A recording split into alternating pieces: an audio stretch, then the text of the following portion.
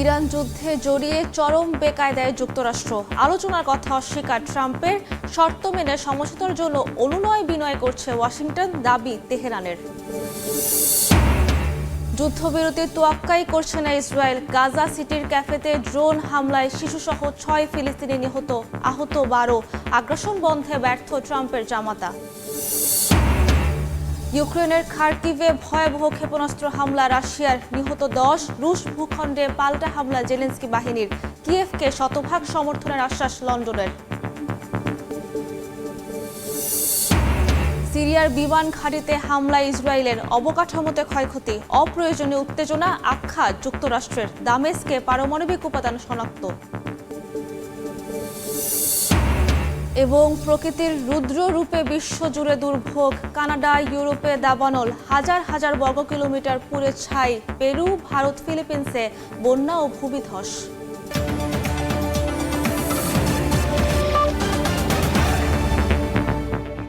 আন্তর্জাতিক সময়ের সঙ্গে আছি আমি সাবরিনা মজুমদার। ইরানের সঙ্গে আলোচনার বিষয়ে এবার নিজের অবস্থান পরিবর্তন করেছেন মার্কিন প্রেসিডেন্ট ডোনাল্ড ট্রাম্প। তেহরানের সঙ্গে কোনো ধরনের আলোচনা চলছে না বলেও দাবি করেছেন ট্রাম্প। জবাবে ইরানের পররাষ্ট্রমন্ত্রী আব্বাস আরাকচি বলেন, সমঝোতা চেয়ে যুক্তরাষ্ট্রই অনুনয় বিনয় করছে।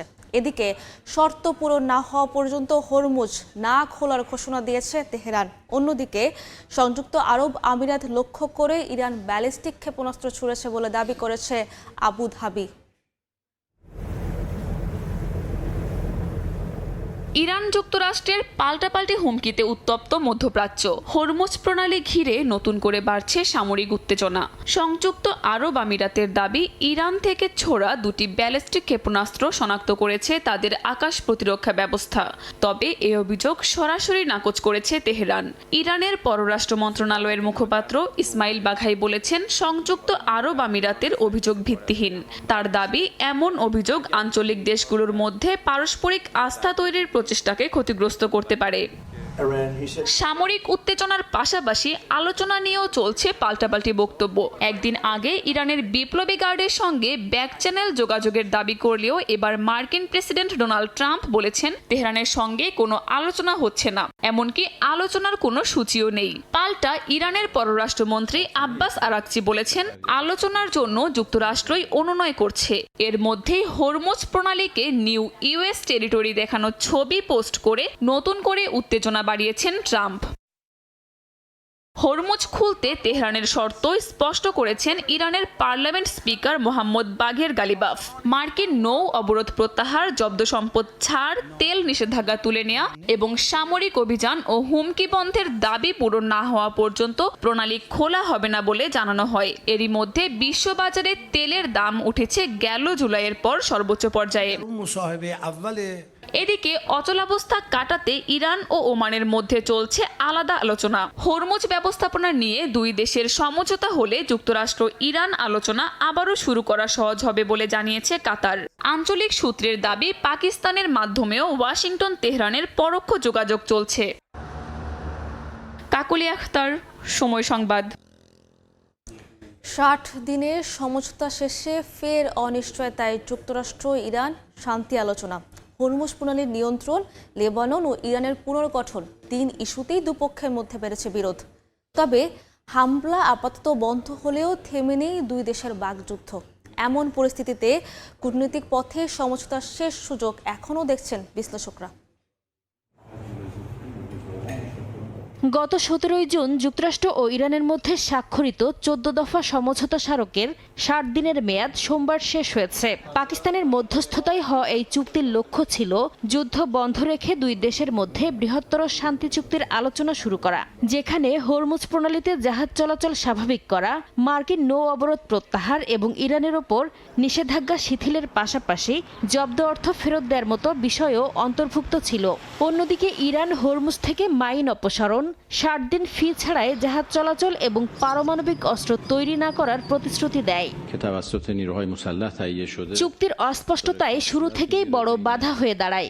সবচেয়ে বড় বিরোধ তৈরি হয় হরমুজে নৌযান চলাচলের রুট নিয়ে। এর মধ্যে জুনের শেষ দিকে ওমান উপকূলে সিঙ্গাপুরের পতাকাবাহী একটি জাহাজে হামলার ঘটনায় তেহরানকে দায়ী করে ইরানের দক্ষিণ উপকূলে হামলা চালায় ওয়াশিংটন। তেহরান একে সমঝোতা লঙ্ঘনের দাবি করে পাল্টা হামলা চালালে মাত্র 10 দিনের মধ্যেই ফের সংঘাতে জড়ায় দুপক্ষ। জুলাইয়ের প্রথম সপ্তাহে সমঝোতা শেষ বলে ঘোষণা দেন ট্রাম্প। ফলে পাল্টাপাল্টি হামলা ও হরমুজের নিয়ন্ত্রণ নিয়ে বিরোধে ভেঙে পড়ে সমঝোতার ভিত্তি। চুক্তির মেয়াদ শেষ হয় ইরান যুক্তরাষ্ট্র আলোচনা এখন আরও অনিশ্চিত হয়ে পড়েছে। ইরানের দাবি যুক্তরাষ্ট্র আগেই সমঝোতা লঙ্ঘন করেছে। তেহরান হরমুজ প্রণালী নিয়ে ওমানের সঙ্গে আলোচনা করছে। অন্যদিকে দুই দেশের মধ্যে সরাসরি সংলাপ শুরুর চেষ্টা চালাচ্ছে পাকিস্তান। বিশ্লেষকদের মতে নতুন করে সমঝোতায় পৌঁছানোর সম্ভাবনা এখনও কম। হরমুজের নিয়ন্ত্রণ নিয়ে তেহরানের অবস্থানই বড় বাধা হয়ে দাঁড়িয়েছে। তবে ইরান জাহাজ চলাচল স্বাভাবিক করলে ট্রাম্পও নৌ অবরোধ ও তেল নিষেধাজ্ঞা প্রত্যাহারে পাল্টা পদক্ষেপ নিতে পারেন বলে মনে করছেন বিশ্লেষকরা। নাসরিন রুমি, সময় সংবাদ। গাজা সিটির একটি ক্যাফেতে ইসরায়েলি ড্রোন হামলায় এক শিশুসহ অন্তত 6 ফিলিস্তিনি নিহত হয়েছেন। আহত হয়েছেন আরও 12 জন। এর মধ্যেই যুদ্ধ বন্ধের ইস্যুতে কোনো সমাধান আনতে পারেনি ট্রাম্পের জামাতা ও ফিলিস্তিনের বিশেষ দূত জ্যারেড কুশনার। দুপক্ষের অনড় অবস্থানে আলোচনায় কোনো অগ্রগতি আসেনি। গাজায় আবারও হামলা চালিয়েছে দখলদার বাহিনী। গাজা সিটির পশ্চিমাঞ্চলের একটি ক্যাফেতে হতাহতের খবর পাওয়া গেছে। হামলার পর ঘটনাস্থলের সামনে জড়ো হন স্থানীয়রা। প্রত্যক্ষদর্শীদের দাবি ড্রোন থেকে অন্তত 2টি ক্ষেপণাস্ত্র ছোড়া হয়। পরে নিহত ও গুরুতর আহতদের দ্রুত হাসপাতালে নেওয়া হয়েছে। একদিকে গাজায় চলছে ইসরায়েলি হামলা, অন্যদিকে যুদ্ধ বন্ধে চলছে কূটনৈতিক তৎপরতা। মার্কিন প্রেসিডেন্ট ডোনাল্ড ট্রাম্পের দূত ও জামাতা জ্যারেড কুশনার 2 দিনের সফরে ইসরায়েল ও হামাসের নেতাদের সঙ্গে বৈঠক করেন। ইসরায়েলের প্রধানমন্ত্রী বেঞ্জামিন নেতানিয়াহুর সঙ্গেও প্রায় 4 ঘন্টা কথা বলেন তিনি। তবে কোনো বড় অগ্রগতি ছাড়াই জেরুজালেম ছাড়েন কুশনার। এর আগে মিশরে হামাসের রাজনৈতিক নেতার সঙ্গে বৈঠক করেন তিনি, কিন্তু 2 দিনের এই আলোচনায়ও কোনো অগ্রগতি আসেনি। প্রেসিডেন্ট ডোনাল্ড ট্রাম্পের প্রস্তাবিত 15 দফা পরিকল্পনায় গাজা থেকে ইসরায়েলি সেনা প্রত্যাহারের বিনিময়ে ধাপে ধাপে অস্ত্র ছাড়ার কথা রয়েছে হামাসের। হামাস বলছে তারা নীতিগতভাবে এই পরিকল্পনায় রাজি, তবে আগে ইসরায়েলকে হামলা বন্ধ করতে হবে এবং গাজা থেকে সেনা প্রত্যাহার করতে হবে। অন্যদিকে ইসরায়েলও নিজেদের অবস্থানে অনড়। গত অক্টোবরে যুক্তরাষ্ট্রের মধ্যস্থতায় যুদ্ধবিরতি শুরু হলেও এরপরও গাজায় ইসরায়েলি হামলার অভিযোগ উঠেছে বারবার। গাজার স্বাস্থ্য মন্ত্রণালয়ের হিসাব, যুদ্ধবিরতি কার্যকর হওয়ার পর ইসরায়েলি হামলায় 1666 ফিলিস্তিনি নিহত হয়েছেন। আহত হয়েছেন আরও 4200 জন। 2023 সালের অক্টোবর থেকে গাজায় ইসরায়েলি সামরিক অভিযানে 73,000-এর বেশি ফিলিস্তিনি নিহত হয়েছেন বলে দাবি সংশ্লিষ্ট মন্ত্রণালয়ের। ইশিতা আক্তার, সময় সংবাদ। ফিলিস্তিনের অধিকৃত পশ্চিম তীরের কুশরা গ্রামে 1 সপ্তাহের বেশি সময় ধরে 3টি বাড়ি অবরোধ করে রেখেছে ইসরায়েলি বসতি স্থাপনকারীরা। এতে চরম উৎকণ্ঠায় দিন কাটাচ্ছেন 3টি ফিলিস্তিনি পরিবারের সদস্যরা। বাড়িটি রক্ষার চেষ্টা করছেন বাসিন্দারা। নিজের ভূমিতে নিজের বাড়িতেই ঢুকতে পারছেন না ফিলিস্তিনি 3টি পরিবার। অধিকৃত পশ্চিম তীরের কুশরা গ্রামে 1 সপ্তাহের বেশি সময় ধরে বাড়িগুলো অবরোধ করে রেখেছে ইসরায়েলি বসতি স্থাপনকারীরা। সম্প্রতি মার্কিন প্রবাসী রিদি নামে এক ফিলিস্তিনি অনেক চেষ্টার পর নিজ বাড়িতে ঢুকতে পারলেও রয়েছেন নিরাপত্তা শঙ্কায়। ভুক্তভোগী রিদি জানান, 3 বছর আগে বংশ পরম্পরায় চাষ করা জমিতে বাড়িটি নির্মাণ করেন তিনি। আশা ছিল সন্তানেরা যেন নিজ শেকড়ের সঙ্গে যুক্ত থাকতে পারে, তবে দখলদারদের কারণে কঠিন করে তুলছে সবকিছু। যখন তারা প্রথম তাঁবুটা তৈরি করলো, আমি ফোনে আমার ভাইয়ের সঙ্গে কথা বলছিলাম। আমি বললাম, তুমি কি পুলিশকে ফোন করেছো? সে বলল, হ্যাঁ, তারা এখানে আছে। তারা তাঁবুতে বসতি স্থাপনকারীদের সরিয়ে না দিয়ে উল্টো তাদের সঙ্গেই সময় কাটাচ্ছে। আমরা এই সব কিছু ভিডিওতে ধারণ করে সারা বিশ্বের সঙ্গে শেয়ার করেছি। এদিকে জাতিসংঘ জানিয়েছে, কুশরায় বসতি স্থাপনকারীরা 2 শিশু এবং রিদির বাড়ির 2 ব্যক্তিসহ প্রায় 15 জন ফিলিস্তিনিকে পানি ও বিদ্যুৎবিহীন বাড়িতে আটকে রেখেছে। জাতিসংঘের বিভিন্ন সংস্থা এবং বেশিরভাগ দেশ আন্তর্জাতিক আইন অনুযায়ী এই বসতিগুলোকে অবৈধ বলে মনে করে। তবে ইসরায়েল এটি প্রত্যাখ্যান করে এবং এলাকাটিকে অধিকৃত না ভেবে বিতর্কিত হিসেবে দেখে। শাফিনা সুলতানা, সময় সংবাদ। ইউক্রেনের খার্কিভে ভয়াবহ ক্ষেপণাস্ত্র হামলা চালিয়েছে রুশ বাহিনী। এই হামলায় অন্তত 10 জন নিহত হয়েছেন, আহত হন আরও 17 জন। রুশ ভূখণ্ডে পাল্টা হামলা চালিয়েছে ইউক্রেনীয় সেনারা। রাশিয়ার বিরুদ্ধে ইউক্রেনকে শতভাগ সমর্থন দেওয়ার কথা জানিয়েছেন ব্রিটিশ প্রধানমন্ত্রী অ্যান্ডি বার্নহ্যাম। এদিকে বেলজিয়ামের পররাষ্ট্রমন্ত্রীর সঙ্গে বৈঠকে জব্দ করা রুশ সম্পদ ব্যবস্থাপনা নিয়ে আলোচনা করেছেন জেলেনস্কি। স্থানীয় সময় মঙ্গলবার ইউক্রেনের খার্কিভে 1 মিনিটেরও কম ব্যবধানে আঘাত হানে দুটি রুশ ক্ষেপণাস্ত্র। এতে হতাহত হন বেশ কয়েকজন। ইউক্রেনের প্রেসিডেন্ট ভলোদিমির জেলেনস্কি এ হামলাকে নিষ্ঠুর আখ্যা দিয়ে রাশিয়াকে পাল্টা জবাব দেওয়ার হুঁশিয়ারি দিয়েছেন।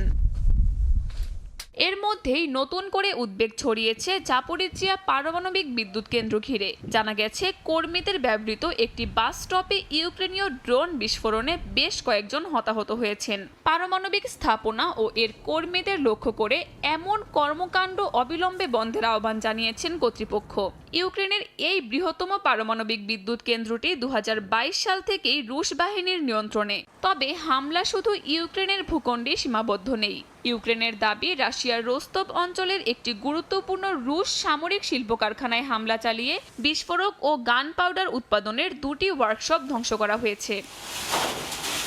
এই পাল্টাপাল্টি হামলার মধ্যেই আরও বাড়ছে রাশিয়া পশ্চিমা টানাপোড়েন। ব্রিটিশ প্রধানমন্ত্রী অ্যান্ডি বার্নহাম বলেছেন, রাশিয়ার বিরুদ্ধে ইউক্রেনকে শতভাগ সমর্থন দিয়ে যাবে ব্রিটেন। জবাবে রুশ পররাষ্ট্রমন্ত্রী সের্গেই লেভরভ জানান, রুশ ভূখণ্ডে ব্রিটিশ অস্ত্র ব্যবহার হলে সেটিকে যুদ্ধে ব্রিটেনের সরাসরি অংশগ্রহণ হিসেবে বিবেচনা করার অধিকার মস্কোর রয়েছে।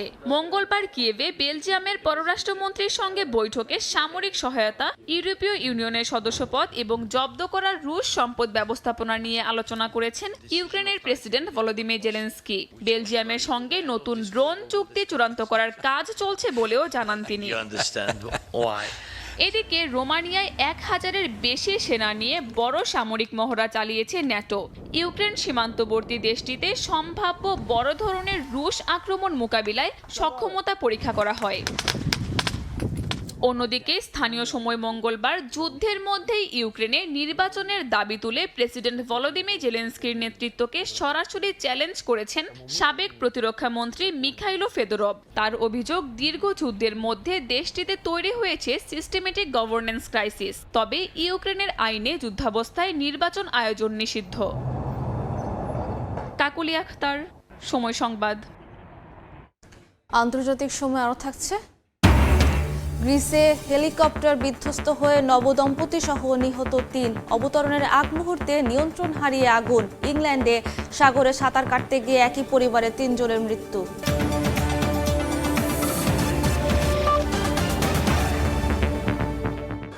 সিরিয়ার আবু আল দুহুর বিমান ঘাঁটি লক্ষ্য করে হামলা চালিয়েছে ইসরায়েল। এদিকে ক্ষমতাচ্যুত প্রেসিডেন্ট বাশার আল আসাদের চাচাতো ভাই ওয়াসিম আল আসাদকে মৃত্যুদণ্ড দিয়েছেন সিরিয়ার আদালত। এর মধ্যে অঘোষিত স্থানে পারমাণবিক উপাদান পাওয়ার কথা জানিয়েছে দামেস্কো। আন্তর্জাতিক পারমাণবিক সংস্থার তত্ত্বাবধানে এটি সংরক্ষণ করা হবে বলে জানিয়েছে সিরীয় কর্তৃপক্ষ। স্থানীয় সময় মঙ্গলবার গভীর রাতে সিরিয়ার উত্তর পশ্চিমাঞ্চলের ইদলিব প্রদেশের আবু আল দুহর বিমান ঘাঁটিতে হামলা চালায় ইসরায়েল।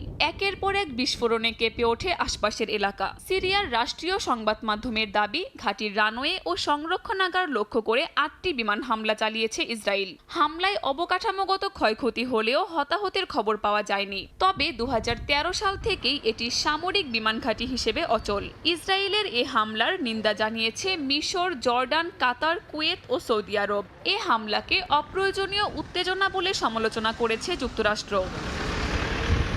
এর মধ্যেই দেশটির সাবেক প্রেসিডেন্ট বাশার আল আসাদের পরিবারের বিরুদ্ধে বিচার প্রক্রিয়ায় আরও কঠোর পদক্ষেপ নিয়েছেন সিরিয়ার আদালত। মঙ্গলবার বাশার আল আসাদের চাচাতো ভাই ওয়াসিম আল আসাদকে মৃত্যুদণ্ড দিয়েছেন সিরিয়ার আদালত। হত্যা, নির্যাতন, মানবতা বিরোধী অপরাধ ও যুদ্ধাপরাধ সহ একাধিক অভিযোগে তাকে দোষী সাব্যস্ত করা হয়। بجناية القتل এর মধ্যেই দামেস্কে অঘোষিত একটি স্থানে পারমাণবিক উপাদান পাওয়ার কথা জানিয়েছে সিরিয়া। দেশটির পররাষ্ট্রমন্ত্রী আসাদ আল শিবানি বলেছেন, উপাদানটি বিপজ্জনক নয় এবং আন্তর্জাতিক পরমাণু শক্তি সংস্থার তত্ত্বাবধানে থাকবে। IAEA প্রধান রাফায়েল গ্রোসি জানান, সিরিয়ার তথ্য পাওয়ার পর সংস্থাটি ওই স্থানে প্রবেশ করতে সক্ষম হয়েছে। كما تؤكد حقها القانوني. কাকুলি আখতার, সময় সংবাদ। 2025 চলতি বছর কানাডায় এখন পর্যন্ত দাবানলে পুড়ে গেছে 40,000 বর্গ কিলোমিটারেরও বেশি এলাকা। এদিকে ইউরোপ জুড়ে দাবানলের দাপট যেন থামছেই না। বেলজিয়ামের ইতিহাসে সবচেয়ে বড় দাবানলে পুড়ে গেছে 3,000 হেক্টর এলাকা। সার্বিয়ার বনাঞ্চলে 3 সপ্তাহেরও বেশি সময় ধরে জ্বলছে আগুন। বিশেষজ্ঞদের মতে আগুনের পেছনে সবচেয়ে বড় কারণ তীব্র গরম আর ভয়াবহ খরা। কোনোভাবেই থামানো যাচ্ছে না দাবদাহ। চলতি বছর কানাডায় এখন পর্যন্ত দাবানলে পুড়ে গেছে 40,000 বর্গ কিলোমিটারেরও বেশি এলাকা, যা দেশটির নোভা স্কোশিয়া প্রদেশের সমান। ইতিহাসে এই প্রথম টানা 4 বছর ধরে দেশটির বিশাল বনভূমি দাবানলে পুড়ছে। বর্তমানে পুরো কানাডা জুড়ে সক্রিয় রয়েছে 580টি দাবানল। এর মধ্যে 300টি আগুন এখনও নিয়ন্ত্রণের বাইরে। এদিকে একের পর এক দাবানল যেন গ্রাস করছে পুরো ইউরোপকে। সার্বিয়ার প্রাকৃতিক বনাঞ্চল 3 সপ্তাহেরও বেশি সময় ধরে জ্বলছে, যা শত শত দমকল কর্মী মিলেও নিয়ন্ত্রণে আনতে পারছে না। এর মধ্যে দেশটির 3,500 হেক্টরের বেশি বন, তৃণভূমি ও নিচু গাছপালা পুড়ে গেছে। উচ্চ তাপমাত্রা আর দিক পরিবর্তনকারী প্রবল বাতাসে আগুন আরও ব্যাপকভাবে ছড়িয়ে পড়ছে। দাবানলের ভয়াবহতার নজির গড়েছে বেলজিয়াম। দেশটির ইতিহাসে সবচেয়ে বড় দাবানলে পুড়ে গেছে প্রায় 3,000 হেক্টর এলাকা। ওয়েমেসের বনাঞ্চলের নিচে বছরের পর বছর জমে থাকা শুকনো ও পচা গাছপালার স্তরেও আগুন ধরেছে। তাই ওপর থেকে দেখা না গেলেও মাটির নিচে জ্বলছে আগুন। কোথায় আগুন লুকিয়ে আছে সেটা খুঁজে বের করাই এখন দমকল কর্মীদের জন্য বড় চ্যালেঞ্জ। আগুন পুরোপুরি নেভাতে কয়েক মাসও লেগে যেতে পারে বলে আশঙ্কা দমকল কর্মীদের। বেলজিয়াম, জার্মানি ও লুক্সেমবার্গের প্রায় 500 দমকল কর্মীর সঙ্গে কৃষক, সেনাবাহিনী ও ইউরোপীয় ইউনিয়নের জরুরি বিমানও আগুন নিয়ন্ত্রণে কাজ করছে। চলতি বছর ব্রিটেনে 5টি তাপপ্রবাহ হয়েছে। সরকারি তথ্য বলছে প্রায় 4,50,00,000 মানুষ এখন খরায় আক্রান্ত এলাকায় বসবাস করছেন। খরায় ক্ষতিগ্রস্ত কৃষকদের জন্য অতিরিক্ত 6,50,00,000 পাউন্ড সহায়তা ঘোষণা করেছে দেশটির সরকার। আগুনের পেছনে সবচেয়ে বড় কারণ তীব্র গরম আর ভয়াবহ খরা পরিস্থিতি বলে মনে করছেন বিশ্লেষকরা। ইশিতা আক্তার, সময় সংবাদ। প্রকৃতির রুদ্র রূপে বিশ্বের বিভিন্ন অঞ্চলে বাড়ছে দুর্ভোগ। পেরুতে বন্যায় প্লাবিত হয়েছে ঘরবাড়ি ও সড়ক, দেখা দিয়েছে ভূমিধস। একই পরিস্থিতি ভারত, কোস্টারিকা ও ফিলিপিন্সেও। যুক্তরাষ্ট্রের হাওয়াই ও ইন্ডিয়ানের শক্তিশালী ঝড়ে ধ্বংস হয়েছে শতাধিক বাড়িঘর। এখনও বিদ্যুৎহীন প্রায় 1 লাখ পরিবার। পেরুতে কয়েকদিনের টানা বৃষ্টিতে ভয়াবহ রূপ নিয়েছে বন্যা। রাজধানী লিমাসহ বিভিন্ন এলাকায় ঘরবাড়িতে পানি ঢুকে পড়েছে। দক্ষিণাঞ্চলে নদীর পানি উপচে দেখা দিয়েছে ভূমিধস। বন্ধ হয়ে গেছে উপকূলীয় মহাসড়কের বেশ কয়েকটি অংশ। কোথাও কোথাও পানিতে আটকে পড়েছে যানবাহন। পরিস্থিতি সামাল দিতে ক্ষতিগ্রস্ত এলাকায় বন্ধ রাখা হয়েছে সশরীরে ক্লাস। ভারতের ওড়িশাতেও কমেনি বন্যার দুর্ভোগ। পানির নিচে তলিয়ে গেছে পাড়া, মহল্লা, গ্রাম। ঘরবাড়ি ছেড়ে নিরাপদ আশ্রয়ে যেতে বাধ্য হচ্ছেন হাজারো মানুষ। পাটনার কাছে কানি নদীর বাঁধ ভেঙে নতুন করে প্লাবিত হয়েছে কয়েকটি এলাকা। প্রায় 2 সপ্তাহ ধরে কয়েক জায়গায় জমে আছে বন্যার পানি। মহানদী ব্রাহ্মণী ও বৈতরণীর পানি বাড়ায় পরিস্থিতি আরও জটিল হয়ে উঠেছে। এদিকে মধ্য আমেরিকার দেশ কোস্টারিকাতেও টানা বৃষ্টির পর বন্যা পরিস্থিতির অবনতি হয়েছে।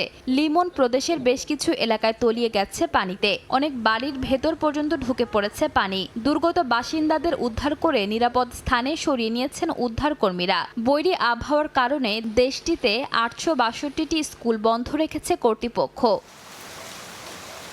ফিলিপিন্সেও দক্ষিণ পশ্চিম মৌসুমী বায়ুর প্রভাবে ভারী বৃষ্টিপাত হয়েছে। অনেক এলাকায় বাড়ির 2য় তলা পর্যন্ত পানি উঠে গেছে। পানিবন্দী হয়ে পড়েছেন অসংখ্য মানুষ। দুর্যোগ মোকাবিলায় কাজ করছেন স্থানীয় ও উদ্ধারকারী দল।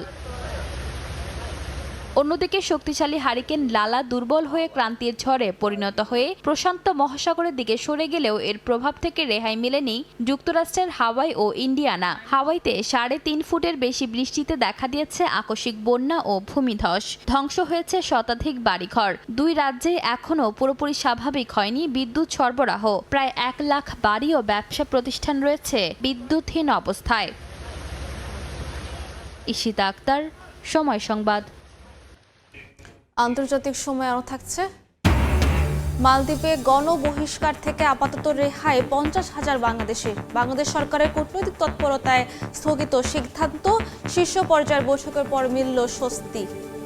কলকাতার একটি হোটেলে ভয়াবহ অগ্নিকাণ্ডে প্রাণ গেছে 9 বাংলাদেশি নাগরিকের। এ ঘটনায় আহত হয়েছেন আরও 6 জন। ভারতীয় বিভিন্ন গণমাধ্যমের বরাতে জানা গেছে বুধবার ভোররাত 2টার দিকে হোটেলটিতে আগুন লাগে। আগুনের খবর পেয়ে দ্রুতই ঘটনাস্থলে পৌঁছে উদ্ধার ও আগুন নিয়ন্ত্রণে কাজ শুরু করেন দমকল কর্মীরা। ধোঁয়ায় বেশ কয়েকজন অচেতন হয়ে পড়লে তাদের উদ্ধার করে হাসপাতালে নেওয়া হয়। চিকিৎসার জন্য কলকাতায় যাওয়া এসব বাংলাদেশি নাগরিক ওই হোটেলে অবস্থান করছিলেন বলে জানিয়েছে ফায়ার সার্ভিস কর্তৃপক্ষ। তবে আগুনের সূত্রপাত কিভাবে ঘটেছে তা এখনও জানা যায়নি।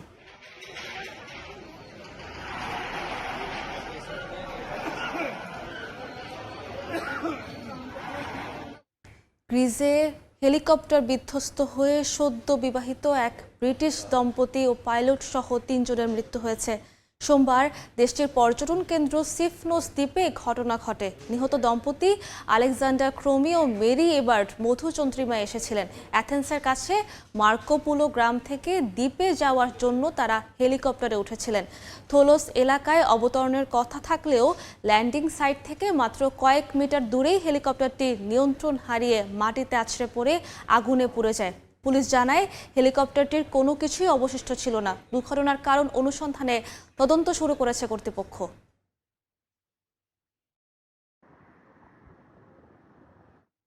ইংল্যান্ডের সাসেক্সের উপকূলে সাগরে সাঁতার কাটতে গিয়ে একই পরিবারের 3 জনের মৃত্যু হয়েছে।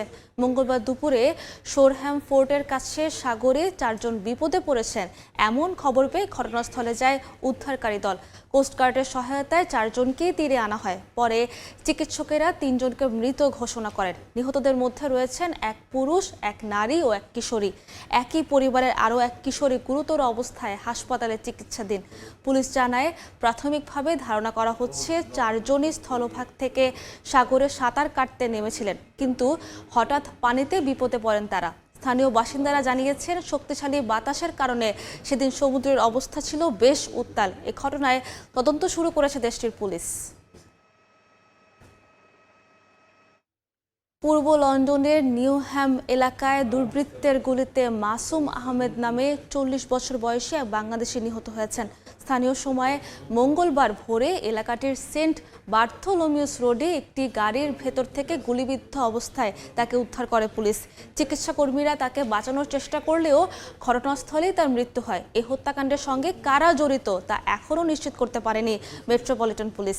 ঘটনাস্থল ঘিরে রেখে আলামত সংগ্রহ করেছেন গোয়েন্দারা।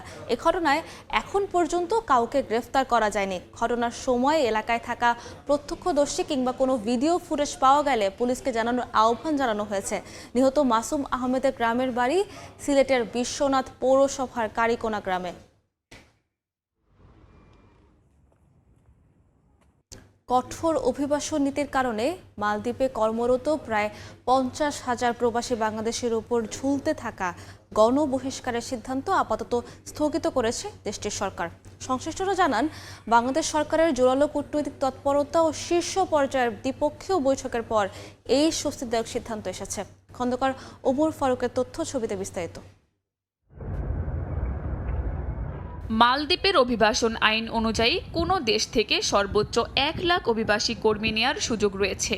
তবে বর্তমানে দেশটিতে বসবাসরত প্রবাসী বাংলাদেশিদের সংখ্যা প্রায় 1.5 লাখে পৌঁছে যাওয়ায় তৈরি হয়েছে আইনি জটিলতা। দেশটির কঠোর অভিবাসন নীতির কারণে অতিরিক্ত প্রায় 50,000 প্রবাসী বাংলাদেশিকে দেশে পাঠানোর আশঙ্কা তৈরি হয়। তবে জানা গেছে বাংলাদেশ সরকারের কূটনৈতিক তৎপরতা ও শীর্ষ পর্যায়ের দ্বিপক্ষীয় বৈঠকের পর সিদ্ধান্ত আপাতত স্থগিত করেছে দেশটির সরকার।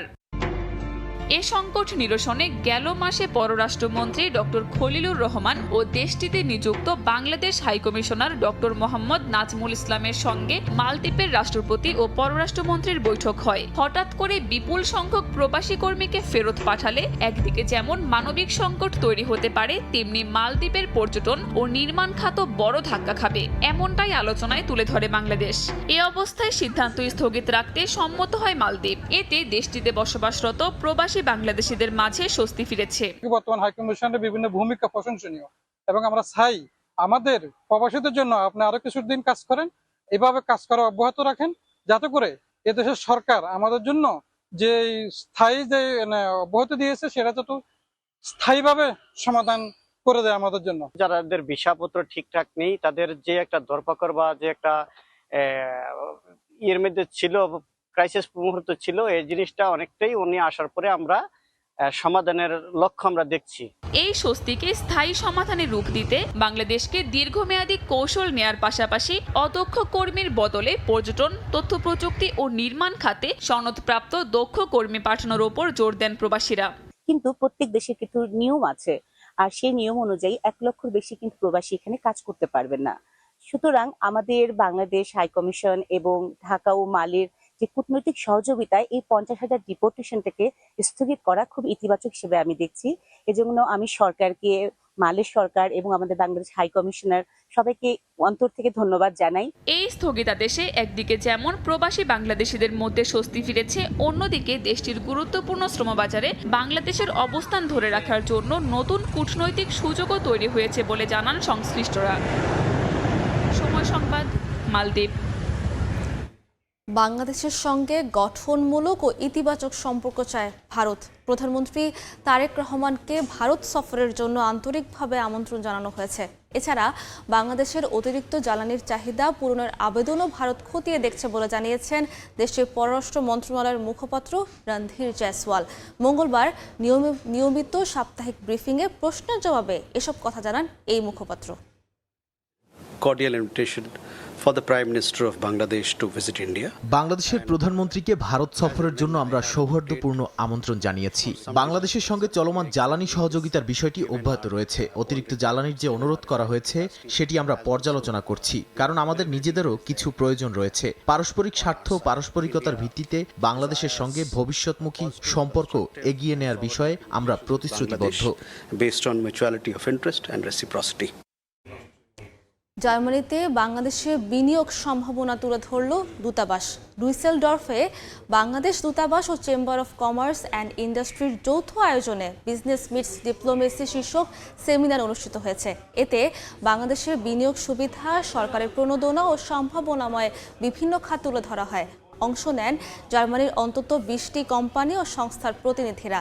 বাংলাদেশে ব্যবসা সম্প্রসারণ ও বিনিয়োগের সম্ভাবনা নিয়ে আশাবাদ জানান তারা। সেমিনারে হালকা প্রকৌশল, সেমিকন্ডাক্টর, ইভি ব্যাটারি, সৌর প্যানেল ও ডাটা সেন্টার সহ বিভিন্ন খাত নিয়ে আলোচনা হয়। এমনকি এতে আগ্রহ দেখিয়েছে নর্থ রাইন ওয়েন্ড ফানেলের ব্যবসায়ী ও বিনিয়োগকারীরা।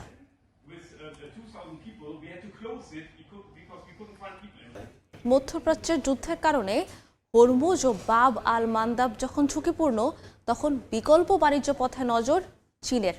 আর্কটিক মহাসাগর পেরিয়ে ইউরোপে পণ্য পৌঁছাবে বেজিংয়ের নতুন আইস সিল্ক রোড। সুয়েজের তুলনায় প্রায় অর্ধেক সময় যাত্রা শেষ হলেও বরফ, আবহাওয়া ও রাশিয়ার নিয়ন্ত্রণ এখনও বড় চ্যালেঞ্জ। বাণিজ্যের পাশাপাশি তাই আর্কটিক হয়ে উঠছে চীন, রাশিয়া ও পশ্চিমা শক্তির নতুন প্রতিযোগিতার ক্ষেত্র। চীনা container shipping company Sea Legend আনুষ্ঠানিকভাবে চালু করেছে আইস সিল্ক রোড। নিংবো থেকে রাশিয়ার নর্দার্ন সি রুট ধরে আর্কটিক পেরিয়ে উত্তর সাগর হয়ে ইংল্যান্ডের ফেলিক্সস্টো বন্দরে পৌঁছাবে জাহাজ। গত বছরের পরীক্ষামূলক যাত্রায় সময় লেগেছিল 20 দিন। একই পথ সুয়েজ খাল হয়ে প্রায় 40 দিন এবং কেপ অব গুড হোপ ঘুরে প্রায় 50 দিন লাগে। ফলে লিথিয়াম আয়ন ব্যাটারি ও সৌরবিদ্যুৎ পণ্যের মতো সময় সংবেদনশীল পণ্যে এই রুটের আকর্ষণ বাড়ছে। এই করিডোরের গুরুত্ব বাড়ার পেছনে রয়েছে বৈশ্বিক নৌবাণিজ্যের নিরাপত্তা সংকট। ইরান যুদ্ধের কারণে হরমুজ প্রণালীতে জাহাজ চলাচল ঝুঁকিতে পড়েছে, অথচ বিশ্বের প্রায় 20% তেল ও এলএনজি রপ্তানি হয় এই পথ দিয়েই। একইভাবে ইয়েমেনের হুথির হামলায় বাবাল মানদেবও অনিরাপদ হয়ে উঠেছে। এতে সুয়েজমুখী বাণিজ্যেও তৈরি হয়েছে অনিশ্চয়তা। এই পরিস্থিতিতে চীনের কাছে আর্কটিক রুট হয়ে উঠছে একটি গুরুত্বপূর্ণ বিকল্প। তবে দ্রুততার সুবিধা থাকলেও আইস সিল্ক রোড এখনও নির্ভরযোগ্য বছরব্যাপী করিডোর নয়। জলবায়ু পরিবর্তনে আর্কটিকের সমুদ্র বরফ কমলেও শীতকালে বরফের কারণে নৌযান চলাচল কঠিন হয়ে পড়ে। বাড়তি নিরাপত্তা, বরফ ভাঙার সক্ষমতা ও কঠিন আবহাওয়ার কারণে ব্যয়ও বাড়ে। পরিবেশবিদদের আশঙ্কা, আর্কটিকে জাহাজ চলাচল বাড়লে শব্দ দূষণ ও কার্বন নিঃসরণের পাশাপাশি ভঙ্গুর এই পরিবেশের উপর চাপও বাড়বে। আর রুটটির সবচেয়ে বড় কৌশলগত বাস্তবতা হলো এর মূল অংশ রাশিয়ার নর্দার্ন সি রুটের উপর দিয়ে গেছে। এই পথে চলাচলের অনুমতি দেয় রাশিয়ার নর্দার্ন সি রুট প্রশাসন, যা রাষ্ট্রীয় পারমাণবিক সংস্থা রোসাটমের অধীন। 2025 সালে এই পথে মাত্র 23টি কন্টেইনার জাহাজ চলেছে, আগের বছর ছিল 15টি। অর্থাৎ সম্ভাবনা থাকলেও বাণিজ্যিক ব্যবহার এখনও সীমিত এবং রাশিয়ার নিয়ন্ত্রণ এরিয়ে এই করিডোর ব্যবহারের সুযোগই নেই। চীনের জন্য তাই আইস সিল্ক রোড শুধু সময় বাঁচানোর পথ নয়, কৌশলগত ঝুঁকি কমানোরও একটি উপায়। বেইজিং দীর্ঘদিন ধরেই আর্কটিকে উপস্থিতি বাড়াতে আগ্রহী। রাশিয়ার সঙ্গে নর্দার্ন সি রুট উন্নয়নের সহযোগিতাও সেই পরিকল্পনার অংশ। এর মাধ্যমে মালাক্কা প্রণালী, মধ্যপ্রাচ্য ও প্রচলিত সমুদ্রপথের ওপর অতিরিক্ত নির্ভরতা কমানোর সুযোগ পাচ্ছে চীন। ইউক্রেন যুদ্ধের পর রাশিয়ার এশিয়ামুখী বাণিজ্য বাড়ায় এই সহযোগিতার গুরুত্বও বেড়েছে। কিন্তু আর্কটিকের গুরুত্ব শুধু বাণিজ্যে সীমাবদ্ধ নেই। বরফের নিচে সম্ভাব্য জ্বালানি ও বিরল খনিজ সম্পদ এবং নতুন নৌপথের কারণে যুক্তরাষ্ট্র, কানাডা, চীন ও রাশিয়া সবাই অঞ্চলটিতে নিজেদের অবস্থান শক্ত করছে। গ্রিনল্যান্ড ও নর্থ ওয়েস্ট প্যাসেজ ঘিরে আগ্রহও এই বৃহত্তর প্রতিযোগিতার অংশ।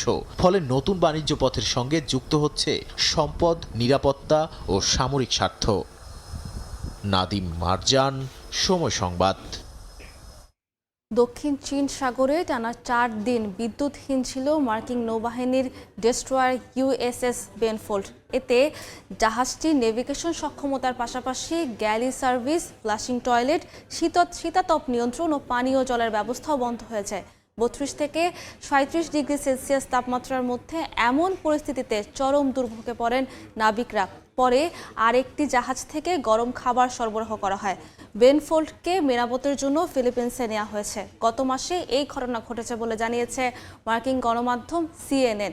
পারস্য উপসাগরেও একই ধরনের সমস্যায় পড়েন মার্কিন সেনারা। প্রায় 9 মাস ধরে সমুদ্রে থাকা ইউএসএস আব্রাহাম লিঙ্কনে নানা সমস্যার অভিযোগ ওঠে। একের পর এক মার্কিন যুদ্ধজাহাজে যান্ত্রিক ত্রুটি ও মৌলিক সেবা ব্যাহত হওয়ার ঘটনায় নৌবাহিনীর সক্ষমতা ও রক্ষণাবেক্ষণ ব্যবস্থা নিয়ে নতুন করে প্রশ্ন উঠেছে। জাপানের প্রধানমন্ত্রী তাকাইচির মন্তব্যের জেরে দেশটির রাষ্ট্রদূতকে তলব করেছে রাশিয়া। কয়েকদিন আগে রুশ প্রেসিডেন্ট ভ্লাদিমির পুতিনের জাপানের নিকটবর্তী একটি বিতর্কিত দ্বীপ সফর করেন। সে সময় প্রধানমন্ত্রী তাকাইচি প্রেসিডেন্ট পুতিনের কুরিল দ্বীপপুঞ্জ সফরের তীব্র সমালোচনা করেন। এই দ্বীপটি রাশিয়ায় ইতোরুপ এবং জাপানে এতোরোফু নামে পরিচিত।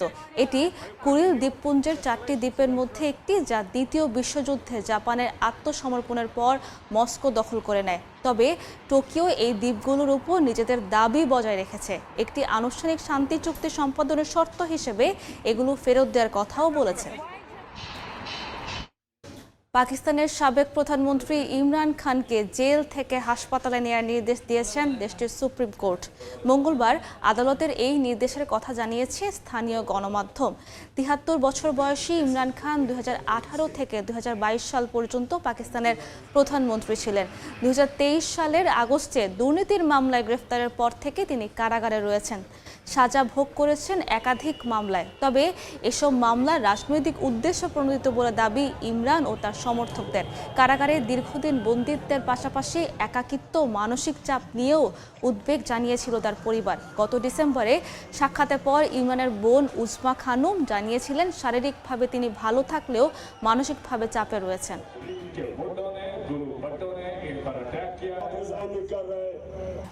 সামাজিক মাধ্যমে বাংলায় ভিডিও বার্তা দিয়ে প্রশংসায় ভাসছেন নিউ ইয়র্কের মেয়র জোহরান মামদানি।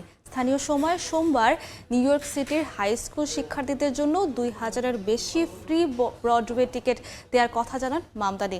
পুরো ভিডিও বার্তাটি বাংলায় বলেন জনপ্রিয় এই মেয়র। আমরা নিউ ইয়র্ক সিটির পক্ষ থেকে ব্রডওয়ে শো দেখার জন্য 2000 বেশি ফ্রি টিকিট দিচ্ছি। শুনো, লটারি এখন খোলা। 17 আগস্টের মধ্যে এই ওয়েবসাইটে গেলে লটারি এন্টার করতে পারবা।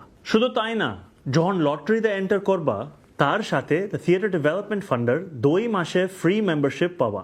ঠিক আছে, তাহলে দেখা হবে শোতে। লাল টমেটোর সমারোহে মুখর তুরস্কের কারাকাদাগ এলাকা। সবুজ মাঠ জুড়ে বিছিয়ে দেওয়া হয়েছে লাল গালিচা। গ্রীষ্মে এই অঞ্চলে শুরু হয় টমেটো সংগ্রহ ও শুকানোর মৌসুম। মাঠ থেকে সংগ্রহের পর টমেটো কেটে তাতে ছিটিয়ে দেওয়া হয় লবণ। এরপর তীব্র রোদের মধ্যে মাঠে বিছিয়ে দেওয়া হয় শুকানোর জন্য। দূর থেকে দেখলে মনে হবে সবুজ মাঠ জুড়ে বিছিয়ে দেওয়া হয়েছে লাল গালিচা, কিন্তু এটি কোনো উৎসবের আয়োজন নয়। তীব্র রোদে শুকানো হচ্ছে হাজার হাজার টমেটো। লাল টমেটোর সমারোহে এখন মুখর তুরস্কের দক্ষিণ পূর্বাঞ্চলের ডিয়ারবাকির প্রদেশের কারাকাদাক এলাকা। প্রতি গ্রীষ্মে এই অঞ্চলে শুরু হয় টমেটো সংগ্রহ ও শুকানোর মৌসুম। মাঠ থেকে সংগ্রহের পর টমেটোগুলো অর্ধেক করে কেটে তাতে ছিটিয়ে দেওয়া হয় লবণ। এরপর তীব্র রোদের মধ্যে মাঠ জুড়ে বিছিয়ে দেওয়া হয় শুকানোর জন্য। স্থানীয় কৃষকদের দাবি, এভাবে প্রক্রিয়াজাত করা টমেটোর বড় একটি অংশ রপ্তানি হয় ইউরোপের বিভিন্ন দেশে। পরে কারখানায় আরও প্রক্রিয়াজাত করে এসব টমেটো থেকে তৈরি করা হয় সস, যা ব্যবহার হয় পিৎজা ও নানা ধরনের খাবারে। Domatesler dünyanın birçok ülkesine gidiyor. খামার মালিক মুস্তাফা চুবুক জানান, ইউরোপের পিৎজা ও বিভিন্ন জনপ্রিয় খাবারে ব্যবহৃত সসের একটি অংশ তৈরি হয় ডিয়ারবাকিরের এসব টমেটো থেকে। এই প্রত্যন্ত কৃষি অঞ্চল থেকে বিশ্বের বিভিন্ন দেশে পৌঁছে যায় টমেটো। তবে টমেটো উৎপাদন ও প্রক্রিয়াজাতের পুরো প্রক্রিয়ার পেছনে রয়েছে শ্রমিকদের কঠোর পরিশ্রম। গ্রীষ্মের মৌসুমে তুরস্কের বিভিন্ন এলাকা থেকে মৌসুমী কৃষি শ্রমিকরা এখানে এসে তাঁবুতে অবস্থান করেন। প্রায় 40 ডিগ্রি সেলসিয়াসের বেশি তাপমাত্রাতেও ঘন্টার পর ঘন্টা মাঠে কাজ করতে হয় তাদের।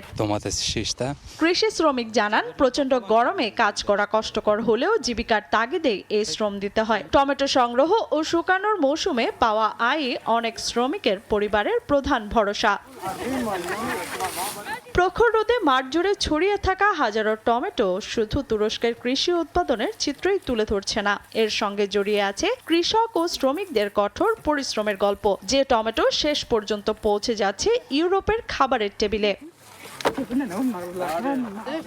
লিয়ানা শারমিন, সময় সংবাদ।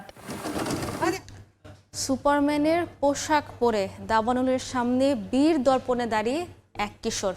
ইন্দোনেশিয়ার কালিমান্তানে দাবানল ছড়িয়ে পড়লে নিজের বাড়ি ও এলাকা রক্ষায় আগুন নেভাতে নেমে পড়ে 15 বছরের রুদিয়ান শাহ। পেশাদার দমকল কর্মী হওয়ার স্বপ্নই তাকে উদ্বুদ্ধ করেছে ভয়াবহ দাবানলের সঙ্গে লড়াই করতে।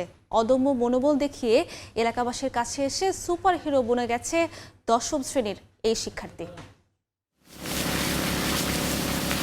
পরনে সুপারম্যানের পোশাক, হাতে পানির পাইপ নিয়ে আগুনের সামনে দাঁড়িয়ে এক কিশোর। আগুনের ভয়াবহতা থামাতে যেখানে বড়রাও হিমশিম খাচ্ছেন, সেখানে 15 বছরের রুদিয়ান শাহ ছুটে বেড়াচ্ছে আগুন নেভাতে। প্রতি বছর শুষ্ক মৌসুমে দাবানলের ঝুঁকিতে থাকে ইন্দোনেশিয়ার কালিমান্তান অঞ্চল। এবছরও ভয়াবহ আগুন ছড়িয়ে পড়েছে বিভিন্ন এলাকায়। আগুন থেকে নিজের বাড়ি ও আশপাশের এলাকা রক্ষায় স্থানীয় স্বেচ্ছাসেবকদের সঙ্গে যোগ দিয়েছে 10ম শ্রেণীর শিক্ষার্থী রুদিয়ান শাহ। ইন্দোনেশিয়ার মধ্য কালিমান্তানের পালাংকারায়ারের বাসিন্দা রুদিয়ান শাহ। স্কুল শেষে বাড়িতে ফিরে মোবাইল ফোন নিয়ে বসে থাকার বদলে আগুন নেভানোর কাজে বাবার সঙ্গে যোগ দেয় সে। হাতে পানির পাইপ নিয়ে ধোঁয়া আর আগুনের মধ্যেই ছুটে বেড়ায় কিশোরটি। তবে রুদিয়ান শাহর পোশাকই তাকে অন্যদের থেকে আলাদা করে তুলেছে। আগুন নেভানোর সময় তার গায়ে থাকে সুপারম্যানের পোশাক। নিজের কেনা পোশাকটি কাজে লাগানোর এমন অভিনব সিদ্ধান্ত নিয়েছে সে নিজেই। রুদিয়ান শাহ জানায়, স্কুল শেষে শুধু ঘরে বসে মোবাইল ফোন না ঘেঁটে সে আগুন নেভানোর দলে যোগ দিতে চায়, কারণ এটি তার নিজের বাড়ি ও এলাকার সুরক্ষার বিষয়। স্কুল শেষে আমি বাড়ি ফিরে পরিস্থিতি পর্যবেক্ষণ করি। শুধু ঘরে বসে মোবাইল ফোন ব্যবহার করার চেয়ে আগুন নেভানোর দলে যোগ দেওয়াকেই ভালো মনে করি।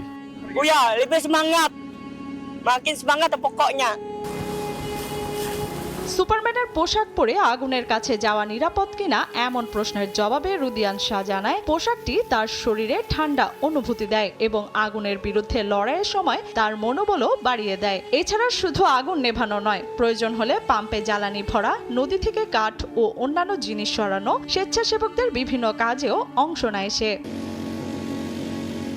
রুদিয়ান শাহ ভবিষ্যতে একজন পেশাদার ফায়ার ফাইটার হতে চায়। তার বাবা মুলিয়াদি জানান, স্কুল শেষে অবসর পেলেই ছেলে তাদের সঙ্গে আগুন নেভানোর কাজে যোগ দেয়। ফলে ধীরে ধীরে এই ধরনের অভিযানের কাজও সে শিখে গেছে। আমার ছেলে এসব অভিযান সম্পর্কে জানে। স্কুলের পর কিছু করার না থাকলে সে সব সময় আমাদের সঙ্গে আগুন নেভাতে যোগ দেয়। তাই কি করতে হবে সে তা জানে। ইন্দোনেশিয়ার বন মন্ত্রণালয়ের তথ্য অনুযায়ী চলতি বছরের জানুয়ারি থেকে জুন পর্যন্ত দেশটিতে 1,07,465 হেক্টর জমি আগুনে পুড়ে গেছে। 2023 সালের একই সময়ের তুলনায় এ বছর আগুনে পোড়া এলাকার পরিমাণ বেড়েছে 110%। লিয়ানা শারমিন, সময় সংবাদ। আন্তর্জাতিক সময়ের শীর্ষ সংবাদগুলো জানিয়ে দিচ্ছি আরেকবার। কলকাতার নিউ মার্কেট এলাকায় হোটেলে ভয়াবহ আগুন, চিকিৎসা নিতে গিয়ে নারী শিশুসহ 9 বাংলাদেশের মৃত্যু, দগ্ধ আরও 6, অগ্নি নির্বাপন ব্যবস্থা ছাড়াই পরিচালনা। ইরান যুদ্ধে জড়িয়ে চরম বেকায়দায় যুক্তরাষ্ট্র, আলোচনার কথা অস্বীকার ট্রাম্পের, শর্ত মেনে সমঝোতার জন্য অনুনয় বিনয় করছে ওয়াশিংটন, দাবি তেহরানের।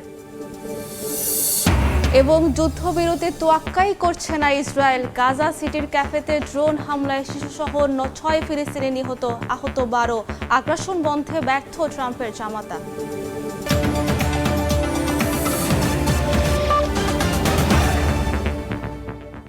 এই ছিল আন্তর্জাতিক সময়ে। এরপর সকাল 10টার সময় সংবাদ নিয়ে সঙ্গে থাকবেন আইরিন আয়াত।